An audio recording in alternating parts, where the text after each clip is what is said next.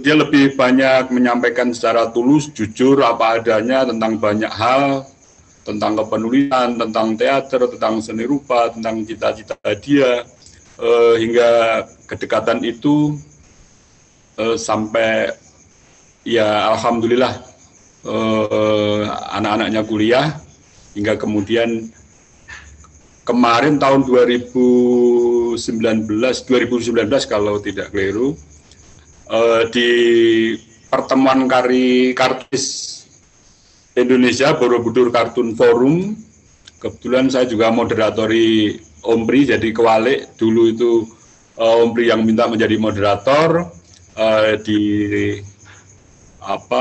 Borobudur Kartun Forum itu, akhirnya saya moderatori Ompri.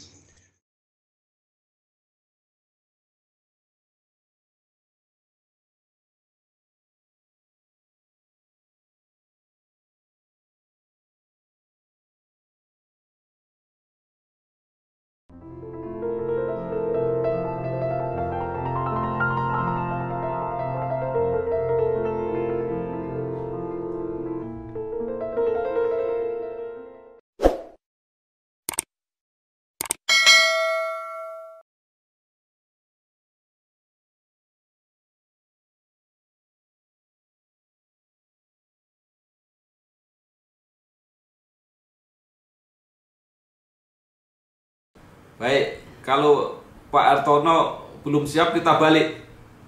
Sekarang dengan Ibu Suse dulu. Saya persilahkan Bu Suse Asmadi. Selamat malam teman-teman dan Bapak Ibu yang terhormat. Terima kasih Pak Bambang, saya diberi kesempatan untuk bisa masuk ya. Diberi kesempatan untuk menjadi saksi perjalanan Pri. Mungkin tidak seperti yang lain, tapi ini perjalanan sejak dia masuk Suara Merdeka.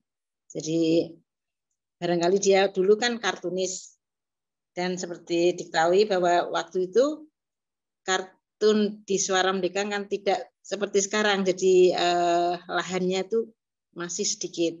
Dan kayaknya Pak Warno juga tidak begitu welcome.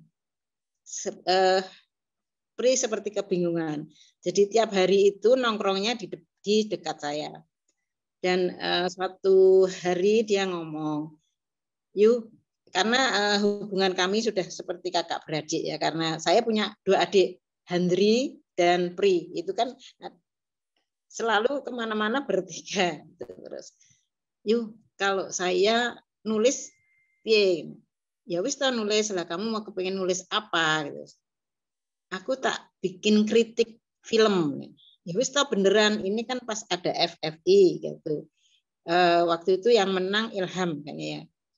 Terus ya wis tau kamu nulis. Tapi seperti diketahui, Pri itu kalau nulis sangat lama.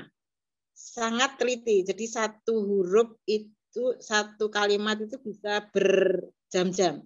Beda sama Handri. Handri itu ngetik kayak seperti tangannya bergerak sendiri. Kalau Pri nulis itu sangat lama, tapi hasilnya memang perfect, bagus gitu. Terus saya yang ngejar-ngejar, sudah jadi tulisannya, durung yuk. Terus waktunya kan hampir habis. Ya, pokoknya sebelum habis artikel sudah jadi, tolong diwaca ya. Yuk, ya. Udah gitu terus dikirim. Terus berapa hari kemudian kan terus pengumuman, dia Pri menang. Ora yu sing menang Ilham lagi gitu. Ora apa-apa tahun depan. Terus ya itu dia mulai belajar nulis, maksudnya sudah punya bakat, cuman diasah di situ. Terus tahun 90 atau 89 akhir kan, kalau nggak salah, saya waktu itu Pak Bambang jadi wakil Pemret.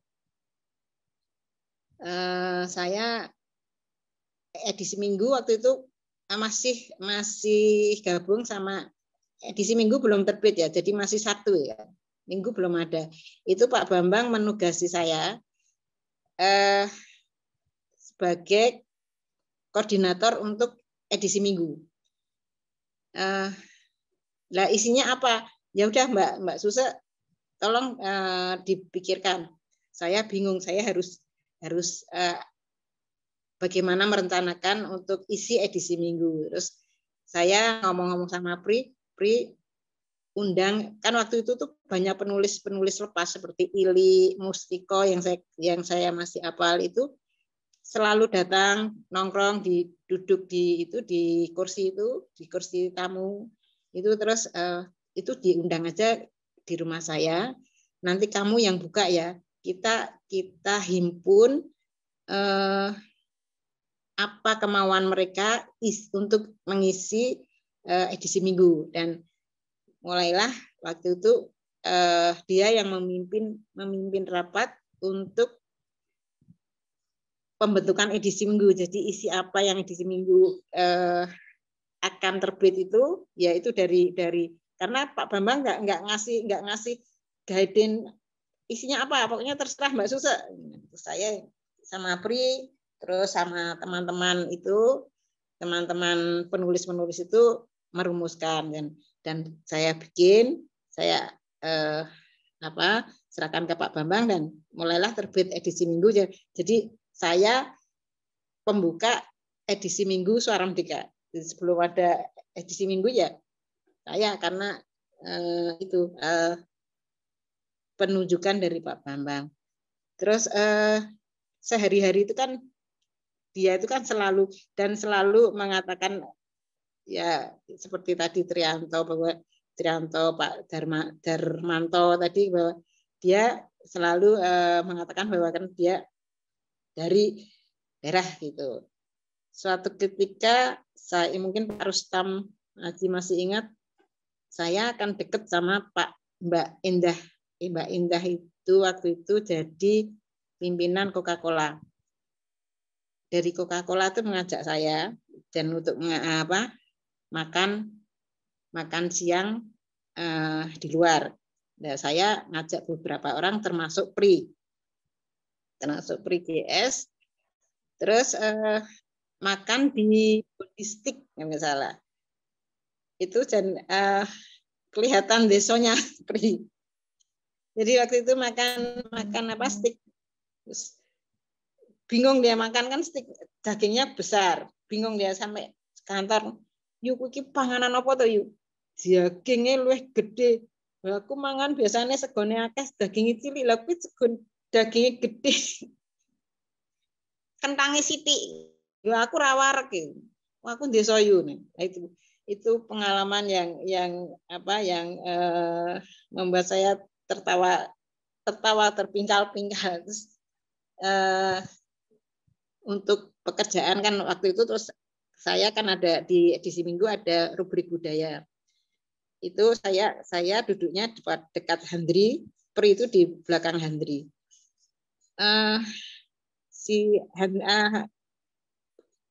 Pri kalau tiap hari itu kan ada penulis yang datang. Saya sama Handri mesti bilang, engko mesti Pri kan nyeneni, ya termasuk Trianto tuh yang kan Pri kamu mesti nyeneni dan ceramai. Jadi kalau ada penulis ke situ itu minimal setengah jam, 1 jam dia selalu ceramai dan dimarah-marahi. Seperti itu Trianto tadi ngomong itu. Itu pengalaman itu.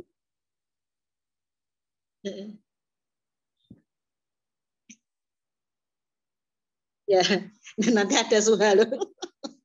Nah gini, waktu itu dia kalau pacaran, itu terus terang ini ya Suha, maaf ya. Kalau pacaran itu selalu saya suruh menilai gitu.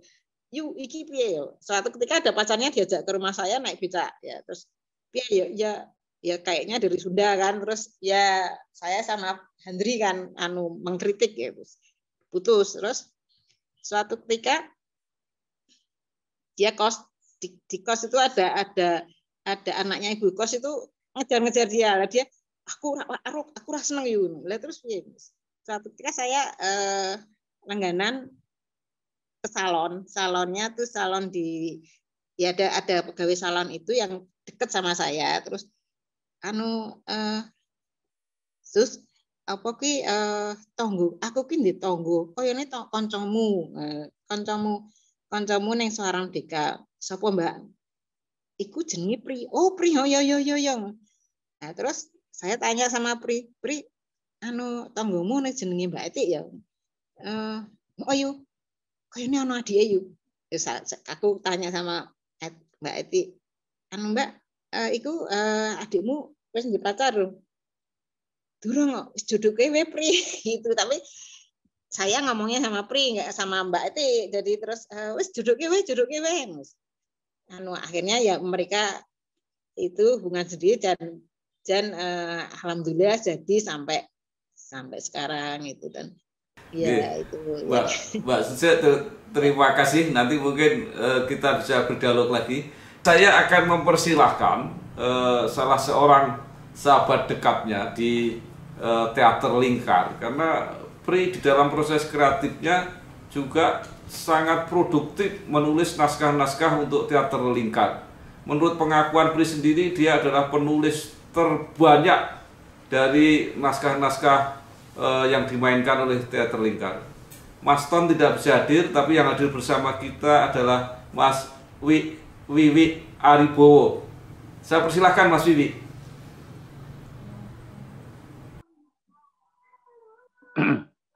Ya, baik Mas Bambang, dengar suara saya? Ya, bagi kami teman-teman Lingkar, Mas Pri itu bukan orang baru. Karena Mas Pri itu mulai gabung dengan Lingkar sejak tahun 87. Ya, waktu itu memang Mas Pri tidak memilih jalur keaktoran. Karena tak pikir ya, main teater poiso. Tapi dia pilih bidang yang lain. Waktu itu dia pertama kali menjadi ilustrator, mengilustrasikan puisinya. Bagus puisinya dia diilustrasikan. Habis itu selesai, dia melihat Lingkar ini kok pentasnya mementaskan naskah-naskah orang lain. Nah dari situ dia terus ngarang naskah. Ngarang naskahnya cerdas, renyah, enak dinikmati, dan kekinian. Menurut saya sudah ada 8 naskah dari Mas Pri. Di antaranya ada Was-Was, ada Kursi, ada Pes, ada Blong, Sekolah Unggulan, Rojokoyo, Laran, dan Juru Kunci. 90-an sampai sekarang. Ya, karena akhirnya dia itu sibuk di dunia lain, nyadet-nyadet. Gitu.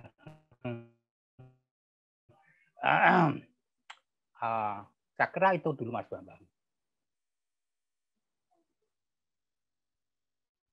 Saya ingin mempersilahkan salah seorang tokoh yang banyak mendampingi Pak Pri GS sejak sebelum bekerja di Suara Merdeka, mungkin sejak masih menjadi mahasiswa. Dia adalah Pak Dr. Andes Suhartono MPD yang sekarang sangat aktif melukis, ya, yang sebelumnya cukup lama menjadi pejabat di Diknas Kota Semarang. Saya persilahkan Mas Hartono, monggo.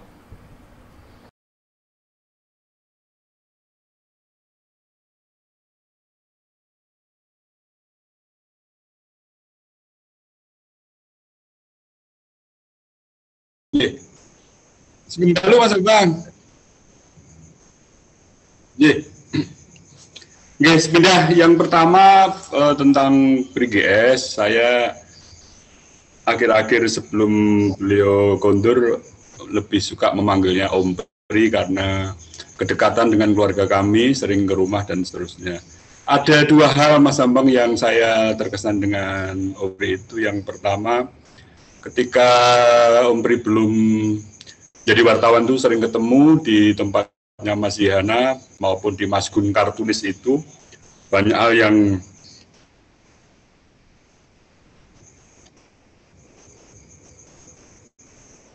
Oh, nggih. Nun sewu agak ada visualangan. Nggih.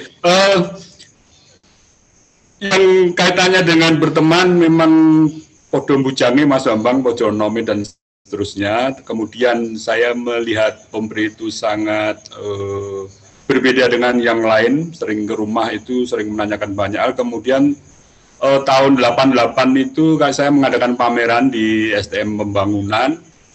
Dia selalu mengatakan, Mas aku mbok didadeke moderator ben dekat dengan teman-teman pelukis, meskipun secara pribadi Om Pri itu juga sudah sering bergaul dengan teman-teman pelukis. Kemudian terselenggara pameran, kemudian menjadi moderator. Di situ saya menangkap kelebihan Om Pri ketika menyampaikan, menggawangi atau mengatur lalu lintas diskusi itu, sehingga teman-teman juga jadi tertarik, meskipun dalam beberapa hal dalam diskusi itu biasalah ada kontraproduk terhadap apa yang disampaikan. Itu yang pertama. Yang kedua, secara kekeluargaan, dia lebih banyak menyampaikan secara tulus, jujur, apa adanya tentang banyak hal, tentang kepenulisan, tentang teater, tentang seni rupa, tentang cita-cita dia, hingga kedekatan itu sampai ya alhamdulillah anak-anaknya kuliah, hingga kemudian kemarin tahun 2019 kalau tidak keliru, di pertemuan Kartis Indonesia Borobudur Kartun Forum, kebetulan saya juga moderatori Om Pri, jadi kewalik. Dulu itu Om Pri yang minta menjadi moderator di Borobudur Kartun Forum itu. Akhirnya saya moderatori Om Pri. Dua hal itu Mas Bambang dan teman-teman, bahwa hal yang saya tangkap bahwa Om Pri itu satu, jujur, kemudian belak-belakan, meskipun terkadang kata-katanya yang secara mental sangat peka, terkadang tersinggung, tetapi saya lebih melihat dari cara pandang Om Pri itu lebih terbuka, apa adanya, belak-belakan, banyak inisiatif, kemudian banyak hal yang ingin diraih melalui kerja kerasnya, baik di radio, kemudian di koran, kemudian di diskusi-diskusi, kemudian pertemuan-pertemuan yang lain. Yang kedua, biasanya kalau ada kegiatan-kegiatan yang kaitannya dengan pameran itu sering menanyakan. Akhir-akhir karena Om Pri itu juga sudah sibuk di YouTuber, kemudian dengan acara-acara broadcast yang lain, sehingga akhirnya hanya telepon atau WA.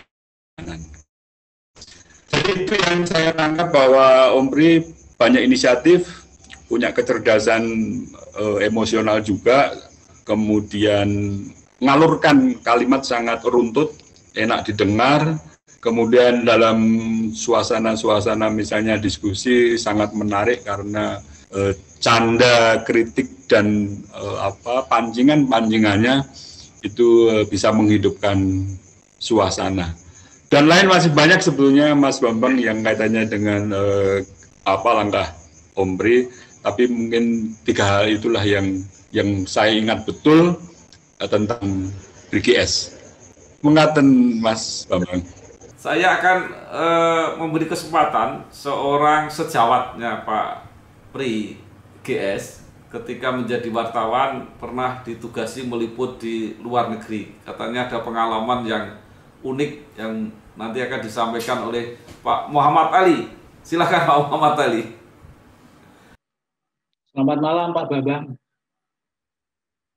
Selamat malam Bapak-bapak dan Ibu semuanya yang bergabung di acara malam ini mengenang Mas Pri GS. Terima kasih atas waktunya Pak Bambang. Mengenang Mas Pri ada 2 hal yang bisa saya sampaikan. Yang pertama, Mas Pri itu adalah orang yang periang dan supel untuk bergaul. setiap ada Mas Pri datang, suasana selalu cair, selalu renyah gitu, selalu rame gitu karena apa itu dia sering guyon kemudian dan membuat suasana menjadi rame dan lucu begitu. Itu yang pertama. Yang kedua, saya melihat Mas Pri itu multitalenta. Dia main drama radio bisa.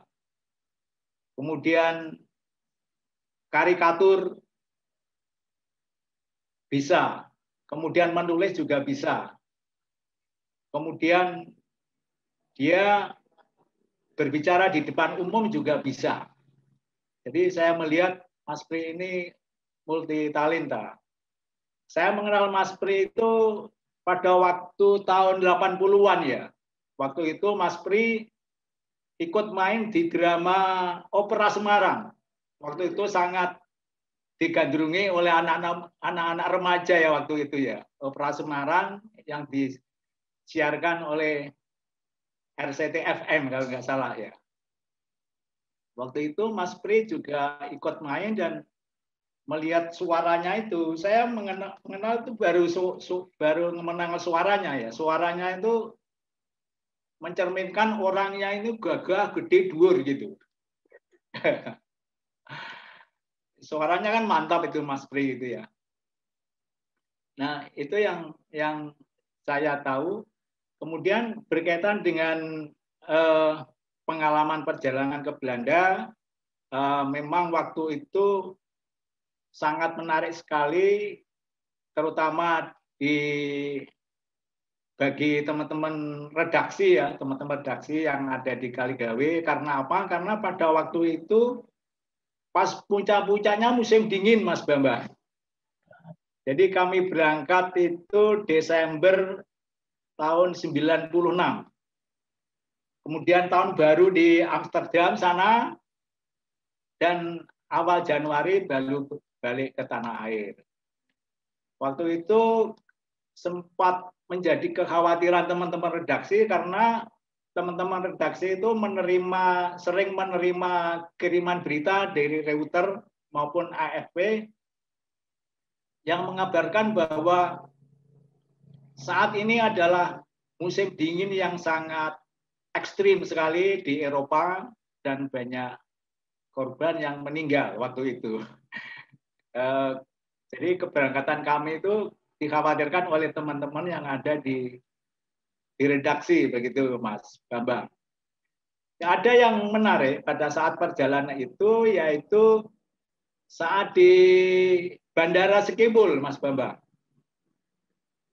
Waktu itu pas tiba di Bandara Sekibul itu tengah malam ya, malam hari. Kemudian yang menarik adalah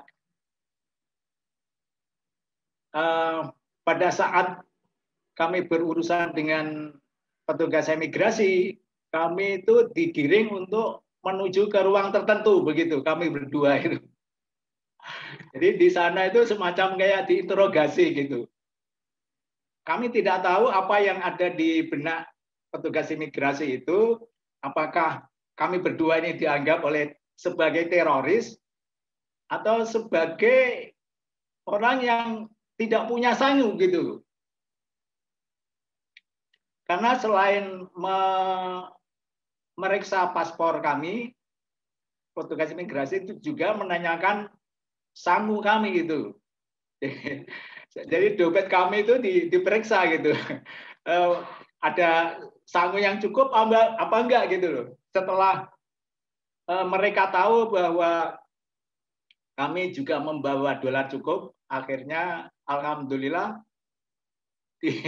dilepaskan juga, diperbolehkan, untuk melanjutkan perjalanan gitu Mas Bambang. Iya. Terima kasih Pak Bambang. Waktu itu selain dapat diberi sangu dari kantor, kami juga ada tambahan sangu dari Pak Bambang. Terima kasih Pak Bambang waktu itu. Itu yang pertama Pak Bambang yang menarik di saat waktu perjalanan ke Belanda itu. Kemudian yang kedua Pak Bambang yaitu pada saat kami mengambil paket wisata ke Batu Rodang, yaitu di miniatur Belanda. Kalau di Indonesia itu semacam TMII gitu ya, Taman Mini Indonesia Indah itu. Kalau di Belanda itu ada taman itu di Batu Rodang. Pada saat berkunjung ke sana itu bagi kami adalah kesempatan untuk bisa memakan nasi. Karena selama di hotel itu tidak ada nasi, Mas Babang. Karena menunya ya roti, kemudian telur godok, kemudian kentang gitu kan, susu gitu, paling itu. Yang menunya sehari-hari gitu. Jadi kami yang dari Indonesia itu merasa bosan gitu, sehingga pada saat kesempatan untuk keluar dari hotel, pada saat perjalanan keluar itu, kita harapkan di sana ada semacam restoran yang menjual nasi. Ternyata tidak ada, Mas Babang. Jadi yang ada yang kami temukan adalah ya roti, ya paling yang dijual semacam itu makanan-makanan khas ala Eropa gitu. Kemudian ada warung yang menjual satu paket nasi, tapi nasinya ini menunya itu berbeda dengan yang di Indonesia. Jadi ya memang ada nasi, tapi lauknya itu adalah ikan mentah ala orang Jepang gitu, Mas Babang gitu. Dan itu sudah terbungkus ya, sudah paketan, sudah terbungkus dengan plastik. Jadi kita tidak bisa mengetahui persis kondisi ini masih layak atau sudah basi, itu kita nggak tahu. Terpaksa Mas Pri terpaksa beli itu, ngambil itu, beli satu, nyoba beli satu. Dan ternyata setelah dibuka, ini aromanya sudah bau ini Mas Babang. Nah, kemudian karena bau oleh Mas Pri yang dimakan paling nasinya, tapi ikannya nggak dimakan karena sudah kedaluarsa ya. Itu Mas Babang yang antara lain yang cerita-cerita yang lucu pada waktu itu ya. Ya, terima kasih Pak Muhammad tadi, kenangan indah bersama Pak Pri GS.